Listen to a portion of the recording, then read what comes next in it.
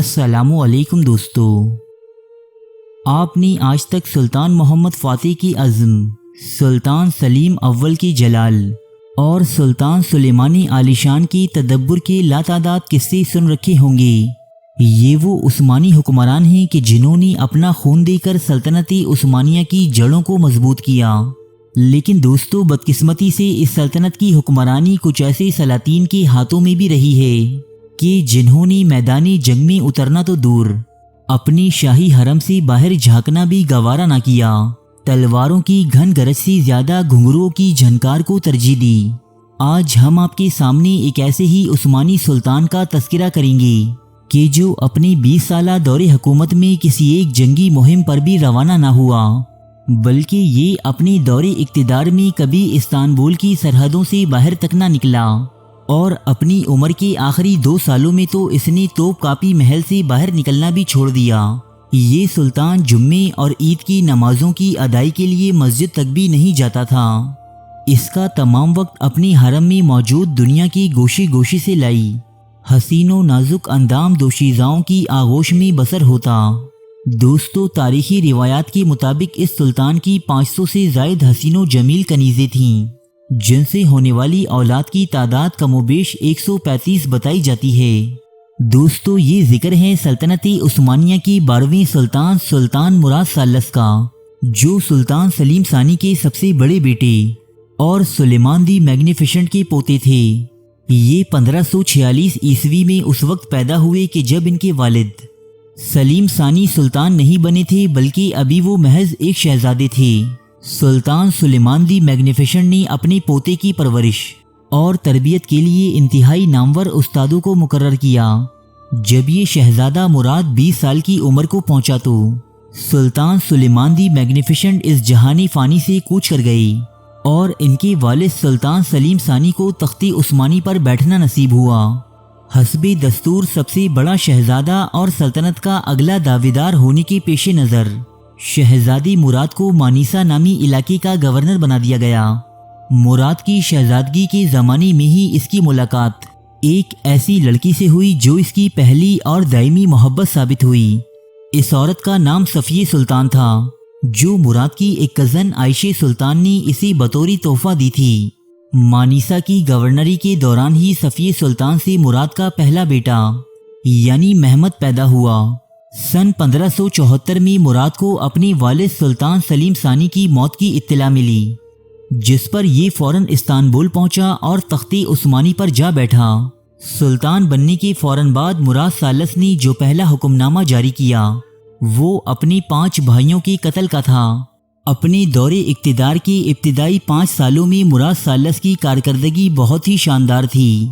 وہ نہ صرف امور حکومت میں دلچسپی لیتا، بلکہ سلطنت کی ترقی کے لیے نئے نئے منصوبے بھی تشکیل دیتا، جبکہ اس کی خانگی زندگی صرف صفیہ سلطان تک محدود تھی۔ یہ اپنا تمام تر وقت اسی کے ساتھ بسر کرتا اور محل میں موجود کسی دوسری کنیز کی حاجت محسوس نہ کرتا۔ اس بات نے صفیہ سلطان کو شاہی حرم کی سب سے ممتاز خاتون بنا دیا تھا، جو حرم کی سربراہ اور والدہ سلطان نور بانو کو بالکل بھی گوارا نہ تھا۔ نور بانو سلطان دنیا بھر سے منتخب کردہ حسین و جمیل کنیزیں لا کر اپنے بیٹے کے سامنے پیش کرتی، لیکن سلطان مراد ثالث کو ان میں کوئی دلچسپی نہ تھی۔ سلطان نور بانو کا الزام تھا کہ صفیہ سلطان مراد کو اپنے قابو میں رکھنے کے لیے کالے جادو کا استعمال کرتی ہے، اور اسی لیے شاہی حرم کی تمام کنیزیں اس سے ڈرتی ہیں۔ سلطان مراد ثالث کے دور اقتدار کے 6 سال میں والدہ سلطان نور بانو نے اس بات کو بہانہ بناتے ہوئے کہ سلطان مراد کا صرف ایک شہزادہ ہے، اور اگر یہ کسی وجہ سے فوت ہو گیا تو عثمانی سلاطین کا سلسلہ نسب ختم ہو جائے گا، اپنے بیٹے مراد ثالث کو علاج کے لیے مجبور کیا۔ شاہی حکیم کی دی ہوئی دواؤں کے کچھ ایسے اثرات مرتب ہوئے کہ سلطان مراد ثالث پر عورتوں سے قربت کا ایک جنون سوار ہو گیا، جس کے بعد سلطان مراد ثالث نے شاہی حرم سے باہر قدم نکالنا تک بند کر دیا، اور ہمہ وقت مختلف حسیناؤں کے ساتھ خلوت نشین رہنے لگا۔ سلطان مراد ثالث نے یہ طریقہ زندگی اپنی موت یعنی سن 1595 عیسوی تک اختیار کیے رکھا۔ ان کی موت شاہی حرم میں ہی واقع ہوئی۔ کہ جب ان کی عمر صرف 48 سال تھی۔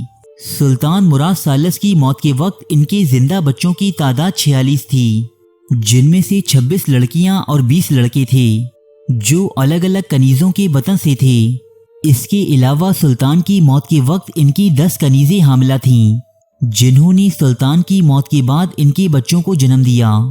سلطان مراد ثالث کے اکثر بچے دوران شیر خوارگی ہی فوت ہو گئے۔ ان تمام بچوں کو ملا کر سلطان مراد ثالث کی اولاد کی تعداد 135 بنتی ہے۔ سلطان مراد ثالث کے بعد ان کے سب سے بڑے بیٹے سلطان محمد ثالث سلطنت عثمانیہ کے فرما روا بنی۔ ان کے حکم پر نہ صرف سلطان کی باقی تمام زندہ بیٹوں کو قتل کر دیا گیا، بلکہ محمد ثالث نے اپنی 20 سے زائد بہنوں کا قتل بھی کروایا، اور اسی وجہ سے سلطان محمد ثالث عثمانی تاریخ کے ایک ناپسندیدہ ترین سلطان تسلیم کیے جاتے ہیں۔ سلطان مراد ثالث کا مقبرہ مسجد حیا صوفیہ کے قرب میں واقع ہے، اور اسی مقبرے سے مسلسل سلطان کے قتل کیے جانے والے 54 بچوں کی قبریں بھی یہیں موجود ہیں۔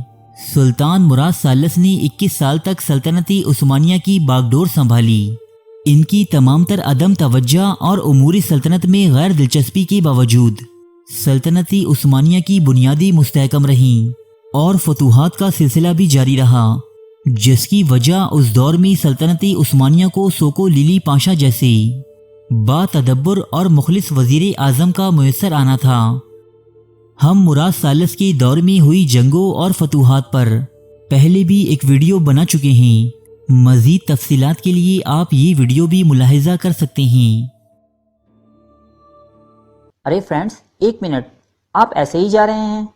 اتنی محنت سے ویڈیو بنائی ہے، ایک لائک تو بنتا ہے نا؟